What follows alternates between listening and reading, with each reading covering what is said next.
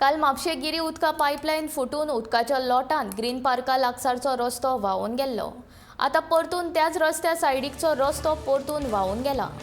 Pipeline दुरुस्त करून ह्या रस्त्याक कॉन्क्रीट पसून घातले, पूण तरी आसतना उदकाचो लोट येवपाचो थांबलो ना.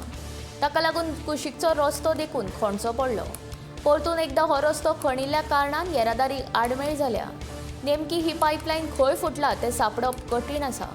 ह्या पायपलायनीचो तपास लागना जाल्यार पुराय नॅशनल हायवे 66चो रस्तो फोडचो पडटलो हाची भिरांत लोकांनी उक्तायला.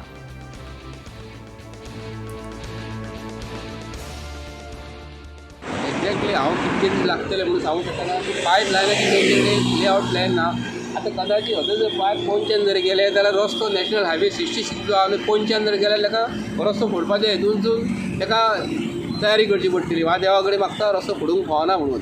जर फोडलो जाल्यार एक कंप्लीट ट्रॅफिक बंद जावपाची शक्यता. कारण आयज गाडयो दिसाक ज्यो घोवता न्हू त्या प्रमाणे एक्चुली हेजेर ताण येवपाचो आसा आनी तशें जावंक फावना म्हणून मागता हांव. हांगा ताका आज पासून जोरो उदीक खंयसून येता आज पासून कळना. तेंचे हेच ना, आयडियाच ना कितें करपाचें. आमकां सुद्दां तकली येना कितें सांगपाक काय